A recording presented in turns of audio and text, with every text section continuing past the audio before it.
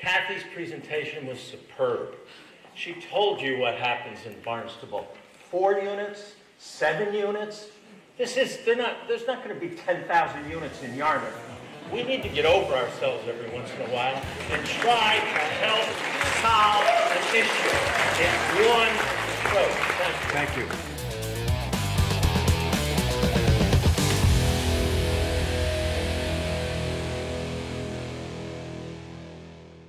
Good evening. It is November 10th, and welcome back to Cape Media News, your source for hyperlocal news that matters. I'm Lauren Williamson. It is that time of year again. The leaves are changing color, the air is getting colder, and most importantly, it's the season of special town meetings. With both Yarmouth and Dennis holding meetings this week at the DY Intermediate Middle School.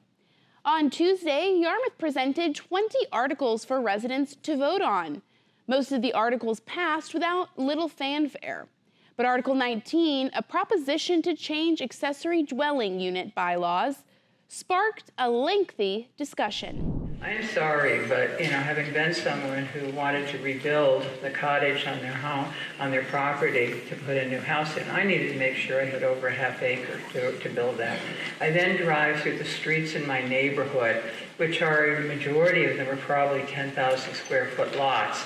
And I'm looking at the fact that you're looking at making this a duplex community as opposed to a community of cute sort of little houses and things like that. I have a lot of reservations about this. If we can't enforce what we got, then we should not go into this new one. It's not going to solve it.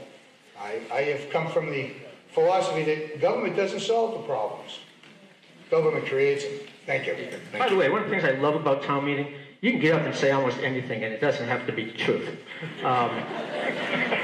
As we've witnessed a little bit here this evening. So I think the point that we all have to take one for the team that was made earlier is a little bit misleading, because all we have to do is get out of the way of people who want to build housing and rent it out and make housing available. And yes, it will not solve all the problems, and I support this amendment with a rider. It doesn't go far enough. When a person buys a home, they buy the building, but they also buy the neighborhood. They buy an expectation that the community they're buying into, the neighborhood they're buying into, has stability. When we change the zoning for a neighborhood that's established, and one day you're living in a single-family house with single-family houses all around you, and the next day you have duplexes next to you, you've changed the character. I didn't get involved in this whole conversation in the creation of this bylaw because I did a lot of this work professionally, and I'm probably the #1 expert on ADUs on Cape Cod. And I can tell you that we are moving from one of the most restrictive ADU bylaws on Cape Cod to one of the most restrictive ADU bylaws on Cape Cod. The changes are frankly marginal compared to most other towns that I've worked with. And I would have liked to see something much stronger. But that being said, it's a step in the right direction, and I'll be voting for it. Now, when you take a look at what's happened in other towns, guess what? The sky has not fallen. There has not been duplexes in every neighborhood. There are not bad parking situations, and this is nitrogen neutral, folks. You know what? If my neighbor decides that they want to rent out an Airbnb their house, fill it to the gills with 20 people, that's a lot more nitrogen that's going in the ground than if I decide I want to build an accessory dwelling unit with one person living there. This is how we have a sustainable community, folks. And with regards to this idea that this is this massive change, drive up and down 6A. Drive down the old historic parts of our community. We have tons of pre-existing non-conforming accessory dwelling units, tons of pre-existing multifamily. For hundreds of years, it was legal to build ADUs. And then we changed it in the 50s and the 60s.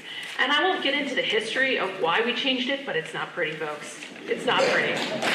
So what we're doing is we are just restoring our private property rights, and we are going back to the solutions that worked in the past in order to address the critical need that we have now.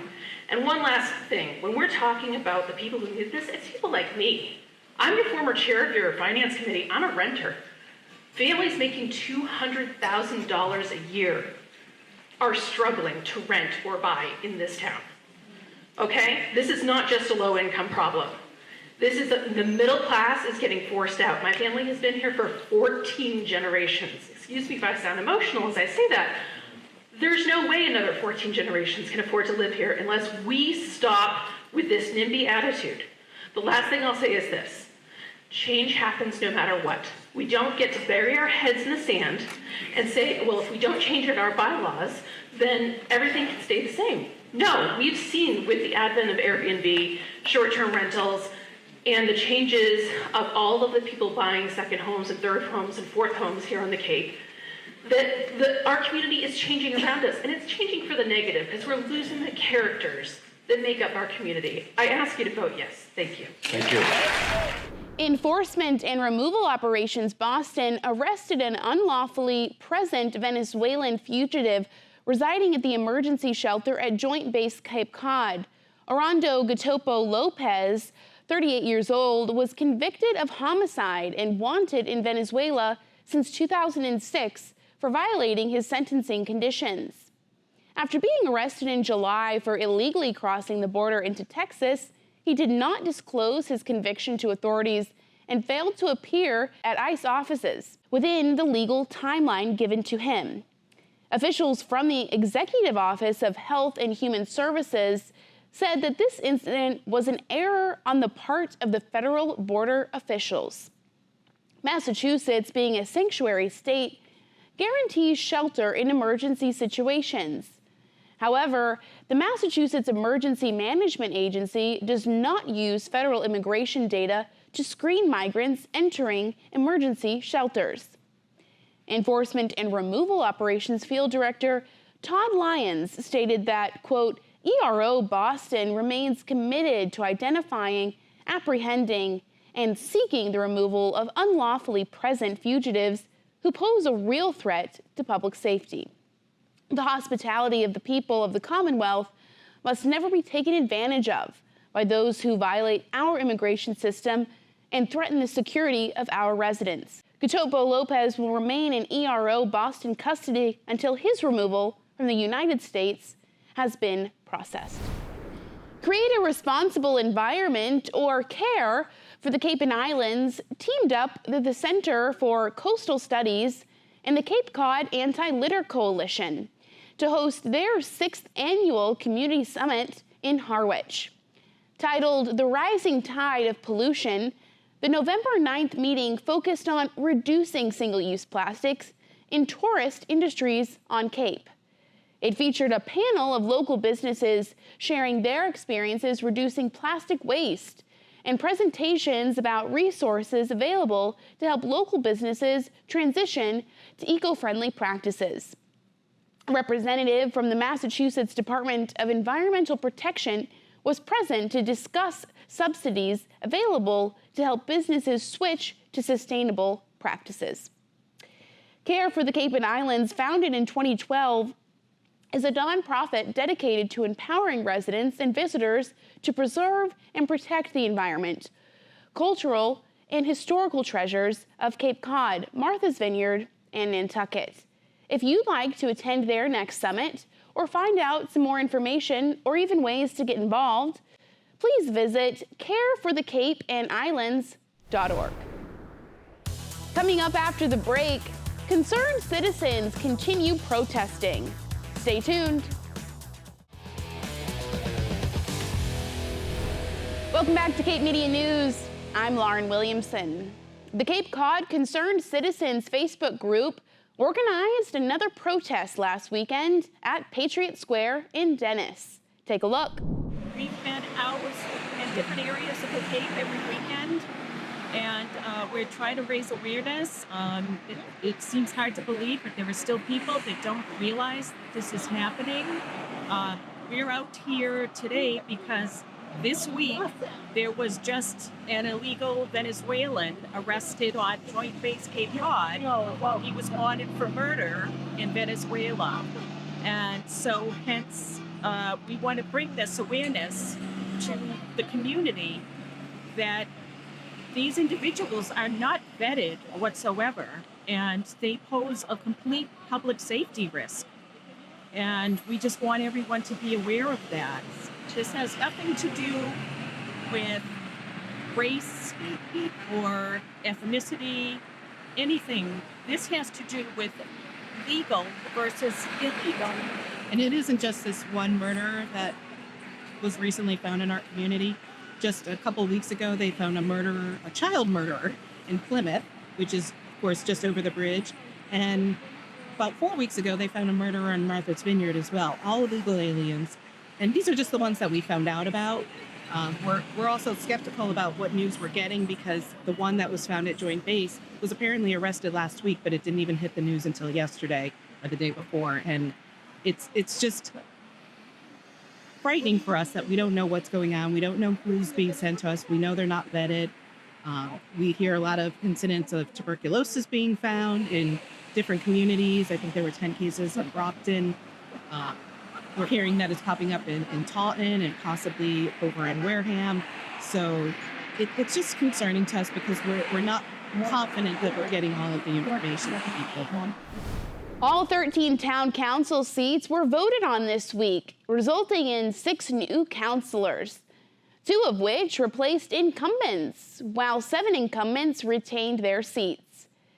Seats in precincts 1, 2, 5, 6, 9, 11, and 12 had competitors, while precincts 3, 4, 7, 10, and 13 only had 1 candidate. Incumbents Gordon Starr of Precinct 1, Paul Neary of Precinct 6, Christine Clark of Precinct 11, and Paul Shep of Precinct 12 retained their contested seats. Eric Steinhilber of Precinct 2 was unseated by Kristen Turkelson, as was Paul Cusack of Precinct 5, to newcomer John Crow. John Crow received the most votes of all council candidates at 801. 3 incumbents were unchallenged. Betty Ludke of Precinct 3, Jeffrey Mendez of Precinct A, and Matthew Levesque of Precinct 10. 3 newcomers also went unchallenged to fill vacant council seats. Craig Tamash of Precinct 4, Seth Burdick of Precinct 7, and Felicia Penn of Precinct 13. The race for Precinct 9 was shockingly close. Charlie Bloom won the seat over Michael Mancenez by just 1 vote. At 100 to 99, a recount is still being considered. After terming out of her town council seat in Precinct 13, Jennifer Cullum was elected to the school committee alongside Kathleen Bent and Michael Judge. For the Housing Authority, Deborah Converse was the only official candidate, with Matthew Layhem winning the 2nd seat in a write-in campaign. 18.6 of the town's 36,000 registered voters cast ballots on Tuesday. That's about 6,700 voters, a higher turnout than usual, reports Town Clerk Ann Quirk. As we've seen from Precinct 9 in local elections especially, every vote counts. The Energy Facility Siting Board is set to hold a public hearing on Tuesday, November 14th at 6:30 p.m. in the Arts Center at Four Seas. This marks the inaugural public meeting involving anything related to the Park City Wind Project. To actively participate and voice your thoughts, you must register with EFSB before noon on the 14th. Detailed information on the meeting and how to register for public comments can be found on the Barnstable Speaks Facebook page. Additionally, Avangrid, the company behind the Park City Wind projects, is scheduled to appear before the Town Council on November 16th at 7 p.m. in the Barnstable Town Hall hearing room. This meeting is also open to the public, providing another opportunity for your community engagement. Coming up after the break, Barnstable town officials respond. Stay tuned. Welcome back to Cape Media News. I'm Lauren Williamson.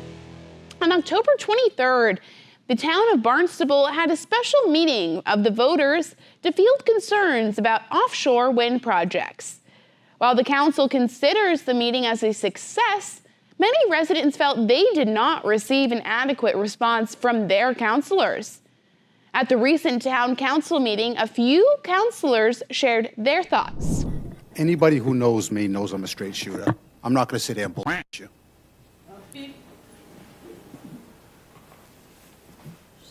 We're all worried about locations of the substations. We're all worried about disruption to the beaches and wildlife. We're all worried about the fear of the unknown. But just because you're the loudest voice doesn't mean you're the only voice. My constituents are probably amongst the youngest in this town. And there are a lot of them that are for this project. So when people sit up here and say, follow the money, we make $500 a month up here. That's what we get. We're volunteers. We do not deserve to be abused and to be questioned our integrity, because nobody's making money from doing this. Nobody. Who said that? Somebody was up here just saying it. I'm not going to debate you.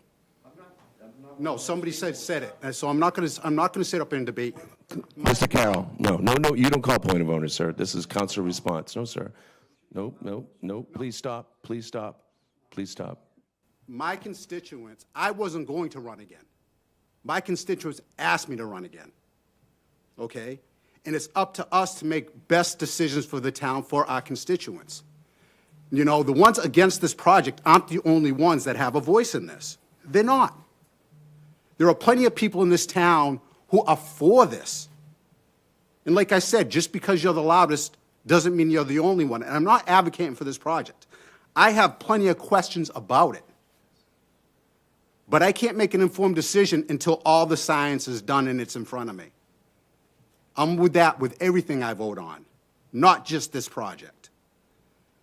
So the only thing I could ask is to have a little bit of decorum and treat each other with a little bit of respect. Because we're all up here as volunteers. Everybody has a chance to run for this office if they want to run for it. So if you feel that strongly for it, put your name in the hat and run for it. Because like I said, I wasn't going to do this because of stuff like this. My constituents asked me to run. My constituents went out and got my signatures because they wanted me to run and have skin in the game. It's not right to question people, their integrity, follow the money. How insulting is that? And again, I just want to make sure too that I don't think anybody was saying, Mr. Carroll, that you had said anything like that. But I think sometimes too, when the question gets asked, where's the outrage? I am elected to make logical decisions. It's not my job to fly off the handle and get angry and stand on top of this dais and just tell people to get out of town. My job is to listen to all sides of the story and try to come up with the best decision for the town of Barnstable. And that's where it is. And I think it's what Council Mendes is saying is sometimes it's, we feel, and they have been, I read that as well. Maybe it's not somebody in this room, but there's other people who make comments and different things that we hear. And that's unfortunate. So that people do question our integrity. So just understand that this is something that's been in the works for a long period of time, that it's sometimes, if you're coming in just recently on the game and it's, we're, a little bit startled by, because again, it's been talked about for 5, 6, 7 years. I just think it's important to have patience and understand where people were coming from and the benefit at the time. Thank you. Yeah. Thank you. I was very concerned at the meeting. I'm glad we had the meeting. It's the way democracy works. But it really concerns me when people in the audience or the citizens don't understand that they can come see us the first and third Thursday of every month, with the exception of July and August, where we only have one meeting. Because what that means is that their information is coming from 1 or 2 or 3 different sources, not from us, and likely not from the Channel 18 manager reports. And the lack of a local paper worth anything is a big problem too. It concerns me when people ask why we're not voting. It makes me feel like they don't understand the form of government we have. We don't have town meeting in Barnstable. Maybe you want town meeting. I don't know. That's a charter change, and you can lead that if you'd like. But that's not the form of government we have. The form of government we have is actually very nimble in that we can discuss with concerned citizens every 2 weeks. And I see the same faces here again and again. Would that 100 more people from the meeting would come and speak, right? Because then we could have a full-on conversation with them, and I wouldn't be so concerned that they're just getting like little snippets of truth mixed in with a little bit of hyperbole to gin up some interest in municipal government. You're all on the take, blah, blah, blah. Because immediately we're like this, which is not the way it should be. We are here the first and third Thursday of every month doing business for the town of Barnstable. This is one item that we're doing for the town of Barnstable. Some places to find real information. Not Facebook, not Nextdoor, maybe not your neighbor. How about Channel 18? How about you call the town manager's office? How about you call your town councilor? There's just two sides to the story, and it gets away from us very quickly when we're not all on the same page about how municipal government actually functions. Town meeting is a totally different baby, obviously, right? We all get together and we vote not here. That's not what we're doing. Maybe you guys want a mayor. I don't know. Then do it. Lead the charter change.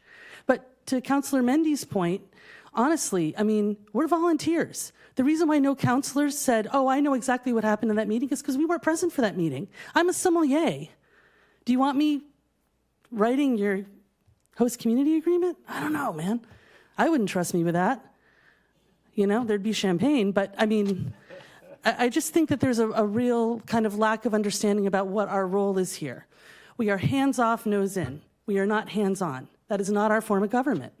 So I really wish that the citizens that supported the meeting, which is a good meeting, will understand that that is not a requirement to get in front of us as a council. Come here the first and third Thursday of every month and speak to us. How am I to know that so-and-so in Centerville has a question about la, if I'm not called and asked? There's a responsibility that goes along with being a citizen, right? So we're held accountable to the electorate. You guys vote us in and you vote us out at will. And we like it or lump it. Thanks for the $500 a month. We're in, we're out, right? Mark is held accountable to us, Mark Ells. We like it, we don't like it, we let him go, we rehire him with a new contract. His staff is held accountable to him. My question is, who holds the electorate accountable?